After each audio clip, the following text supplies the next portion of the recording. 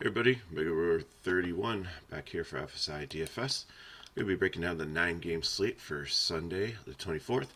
Looks like we're going to have some high temperatures and some wind blowing out, so I think it's going to be another high-scoring slate. Pitching's decent, not horrible, not great. Reasonably priced though. It's only one guy over 10K, so I think that's going to help you get some of these bats into your lineup. So let's run through the games quickly. We have the Yankees at the Orioles, 97 degrees, wind blowing out about 10 miles per hour. Nestor Cortez and Dean Kramer. Cortez was great in the early season. I know he made the All-Star game and everything, but the Orioles are a better team than they were earlier in the season too. So I think he's a little bit risky. Probably about my eighth or ninth favorite pitcher on the slate here, even though he's got like good win upside. Kremer on the other side, not interested against this Yankees team with such hot temperatures. So Yankees, I think, would be the second best stack on the slate here. Granted, they are a little bit expensive, so you pretty much can stack them any way you want to. It's one of those teams like the Braves, Dodgers. They just can play every day in every situation, have a healthy total or over 5. Weather's good. Baltimore on the other side, I think they are my favorite cheaper stack here, besides Mullins at 4-1, whose price has really come down. Everybody else is like 2 or in the 3K range, so definitely can easily fit in there. You've got a lot of right-handed bats against Cortez, who's a lefty, so they have the splits advantage, and I think they definitely can put up some runs. And they actually won the game yesterday, so we'll see what happens there. One where they're concerned slightly is the Braves and the Angels and Atlanta always have pop-up storms during the summer, so it looks like maybe a 30% chance of rain sometime during the middle of the game. Not super concerning. I think they'll get it in. Reed Detmers and Anderson. Detmers is a no for me, even though he did drop down to AAA. He's been working on some of his pitches and come back up and been a little bit better. Still not. Don't like him against this pretty much righty Braves offense. Anderson on the other side, I think he can be sneaky here because like Trout's still out of the lineup. The Angels really have been hitting that well. They have a lot of strikeouts. He's got huge win upside here. Probably can get the quality start on FanDuel and can get some strikeouts. So I think he's probably my favorite cheap pitcher today at 6.5K. Angels, not interested at all. 150 max only. And the Braves would be my favorite GPP stack just because of the weather, and I just like the other 4 are just a tad bit better here. So I think we're going to see a super high score. It's 11 total in this next game here.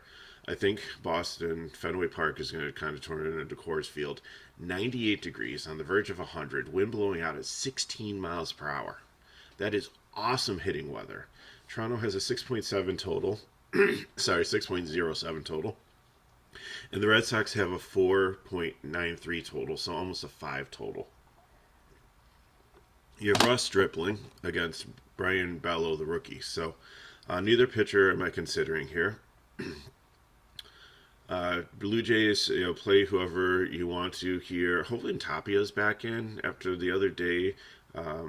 Get a lefty in the lineup there. He's like super cheap on both sites, so that gives you a little bit of salary relief from the Blue Jays stack. But the Blue Jays stack isn't expensive. It's like Yankees and Braves, so I kind of like that too.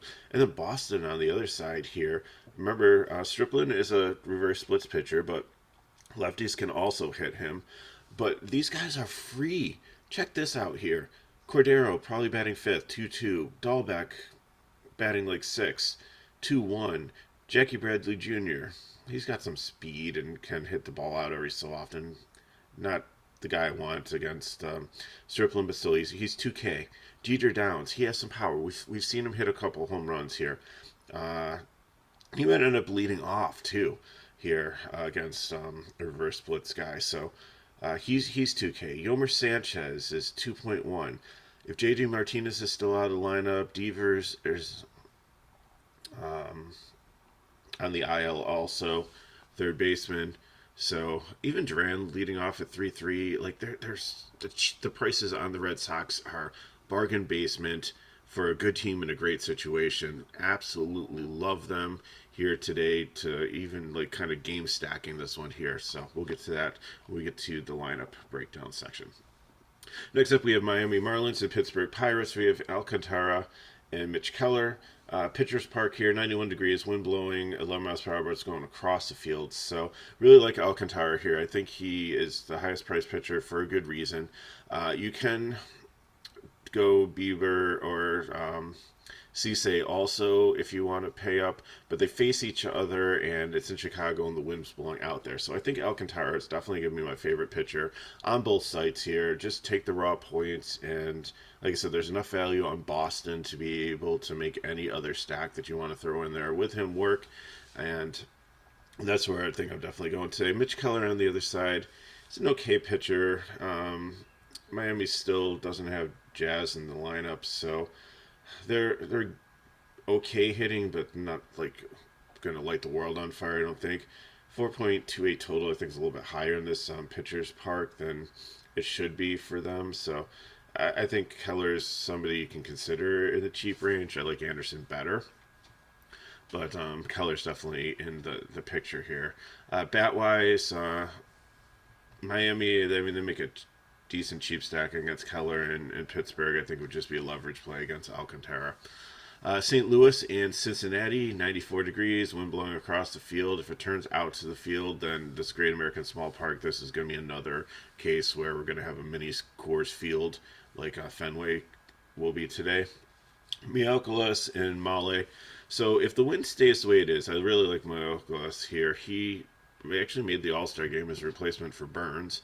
So, he's definitely, they think highly of him, and he's been pitching recently well.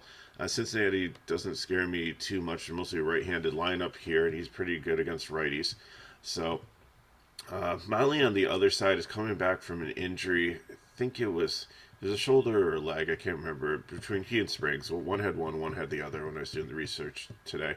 And he was out the minimum amount. He should be perfectly fine with it. No real issue. It's just like stiffness or something like that. And the thing is he might be one that's on the trading block for the August 2nd trade deadline. So I think it could go one of two ways here. So I really don't have interest in him. I think they leave Miley out there like longer to try to show what he can do, which could be a good thing because he's going to have a higher pitch count and have more opportunity to get outs and strikeouts. Or, I mean, St. Louis really isn't a high strikeout team, so I wish it was another matchup, definitely. But the other side of that would be that they leave him out there too long and he gives up, more runs. So I'm just going to kind of avoid the situation and see what happens today, and then maybe his next start out before the deadline. If they are trying to showcase him, then I think he'd be more playable in that aspect. St. Louis bats, I definitely like them against Miley and the Cincinnati bullpen, and it'd probably be my fourth favorite stack because I do respect Miley as a pitcher.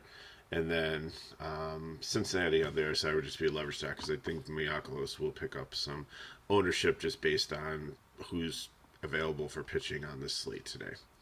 Sonny Gray and Ronnie Garcia for Minnesota and Detroit. Ronnie Garcia is coming back from the IL, not touching him. He was horrible before he went on it and probably still injured.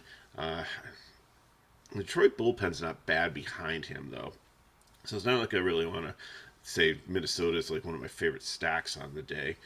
Sonny Gray on the other side, after coming back from injury, he has just been bad. He's only put up like single-digit DK points. I know it's a get-right matchup against Detroit, so I still have him listed as a good cheap pitcher at 7-1, but I think he's super, super risky. So if you want to take it, he might be rewarded very well here against this Detroit team that struggles to hit, or Detroit could actually be a surprisingly good stack today.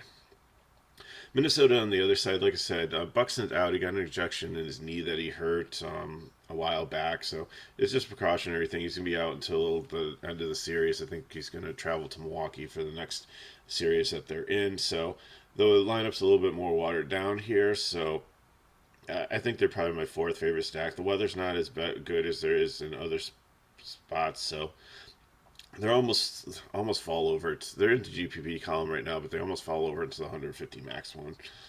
Detroit on the other side again is just a cheap team, but if you think that Gray is going to be who he is recently and give up some runs and stuff, then definitely a Tiger stack's not out of the question, or even a mini stack if you just take like Green, Baez, and like Grossman, or like the three at the top of the lineup there, or maybe they're your fill-ins for your lineup if you're paying up for expensive bats.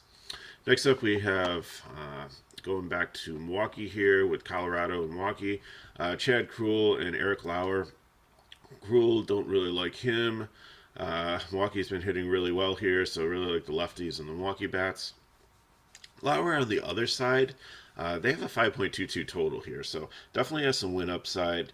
And Lauer has like 100 strikeouts on the season, so he can get some strikeouts. I know he struggled from time to time, but I think this Rockies matchup is a good one for him. I know the Rockies have mostly right-handed batters and hit lefties pretty well, but I think I'm willing in like a GPP to take the chance on him here as a cheaper pitcher, and maybe even would consider him in cash, just how bad the Rockies have been playing away from Coors Field. So the Rockies bats again, like I said, if probably be a leverage stack or 150 max here if you want to target the lefty with Lauer. But really like the Milwaukee left-handed bats again. I put them in the GPP category just because with the wind and in the situation that Toronto, New York, and Boston, St. Louis are all in Atlanta, I like them better. But Milwaukee's definitely in consideration here, and especially if you want to just take some one-offs like the middle of the lineup here, like Tellez, Wong, Navarez, Urias. If you just want to take like some of those cheap left-handed bats, and or Urias is right-handed, but he's been hitting both sides pretty well, as McKinley brought up yesterday. So any of those guys, I think, make decent fill-ins, or if you want to go with a primary stack. Tampa Bay and Kansas City. Jeffrey Springs coming off the IL also, like I said, not really concerned. He was out the minimum amount of days for 10 days or 15 days or whatever it is. Through the All-Star break, so he's perfectly fine. Just need a little bit of rest. I think he's the one that had tightness in his leg, so he should be fine, good to go. Great matchup against Kansas City. Wind blowing in here, 6 miles per hour, 91 degrees. Maybe a little bit of sprinkles in the game, but I think that's fine. It might even cool it off, so make it better pitching weather than hitting weather. So Springs I definitely like. Came from the bullpen. Has been made a starter, so I think in the medium range. Might like Lauer and Mikolas a little bit better, but I think Springs has like the upside just with K's also. Although Kansas City doesn't strike out a ton, so he's an option in the mid range basically. Bubik on the other side, not interested in. He's a fade. So Tampa Bay bats. Definitely like the righties here, and they're probably going to go with like an all right-handed lineup. You're probably going to see Diaz. Walls might move up higher in the lineup. Benincourt, Arizona, Paredes is great.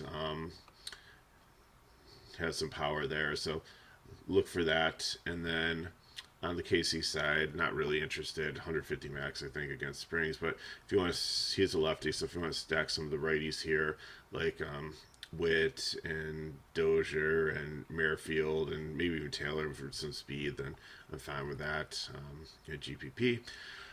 Pitching matchup of the day, Shane Bieber and Dylan Cease, Guardians versus the White Sox. In Chicago, 82 degrees, which is a little bit cooler than the rest of these games, but wind blowing out 13 miles per hour. And, Wrigley affects more, but still does helps hitting in this ballpark also. So Bieber, I think, if you want to go with him over Alcantara, I don't struggle with that.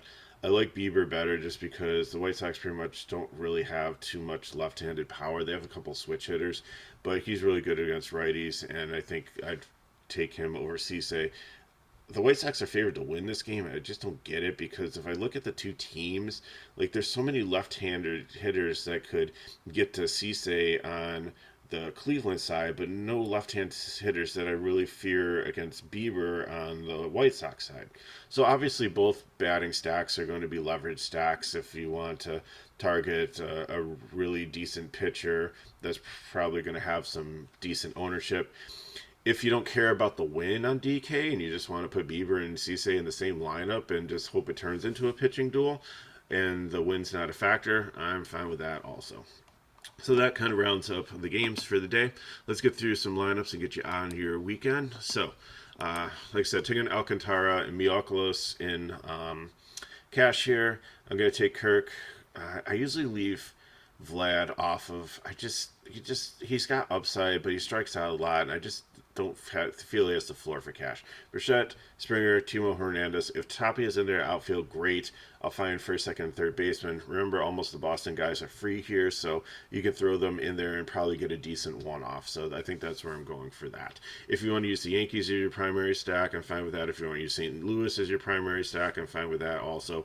They all fit in nicely. You can throw Boston bats in to round out the lineup, then you're good there.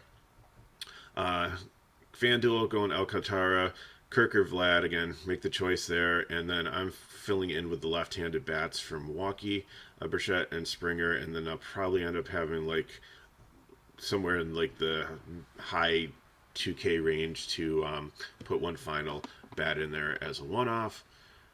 For GPP, I'm taking Beaver and I'm taking Anderson. Again, like I said, Lauer I'd consider also for there if you want to go there. I'm taking the right-handed Boston bats. I'm hoping JD's back in the lineup, and I'm pairing them with the Braves. I can get Riley, Acuna, Xander, JD, Martinez, Vasquez, throw in some of the cheaper Boston bats to finish off the stack, and then maybe I'll take a cheaper Brave guy or a one-off there. And then for FanDuel, Lauer, Vasquez, Janet Bobart, JD Martinez, Riley, Acuna, same pattern. Might end up with like having to take a one-off there too, because I don't think all the positions fill in, especially I think second base. I don't really think there's anybody for that works, but again, we'll see how lineups come out, and don't be surprised if some of the cheaper right-handed bats move their way up against the reverse splits pitcher in Stripling when that lineup comes out, and it's not like some of the left-handed bats that you usually see higher up in the Red Sox lineup. So thanks for watching, really appreciate it. Leave some comments below, try to get to you. I'll be traveling today, but McKinley will probably be checking the chat also there. I'm going on vacation, so hopefully I'll be able to do videos. If not, I should be back Friday. McKinley should be able to cover some of them. In the meantime, I'm taking my equipment with me. I'm going to be out camping. I'm going to try to find some Wi-Fi. I'm going to try to do these breakdowns. I enjoy doing this when I can for you, all you out there watching. So thanks so much for watching anyways. You can hit me up at Twitter at MegaLure31. Also, if you have any questions, or if we don't get any videos and you have some questions on the slate, then we'll try to at least get something out there, either on our webpage or a silent video or something, just to get you the information you need. But like I said, you can always go back to an old video and ask a question, or hit me up on Twitter, MegaLure31, or you can join our Discord. And our package at FSI is so cheap compared to some of the other competitors, and we do everything we can to try to help you succeed. So check out the details of the video, all the information there. Thank for you who are listening on our podcast, and starting to pick up some traffic there also. So if you haven't gone to Apple or Spotify, if you can go there and just please subscribe to our channel, just to help us get launched and get off the ground. If our videos have helped you, that's a great way to tip us and help us back, is just to subscribe to these things, like these things, and just help us. It just helps the algorithm get them out to more people so they can find us and hopefully be helped also. So thanks again for watching. Have a great weekend. Stay cool, and we'll see you next time.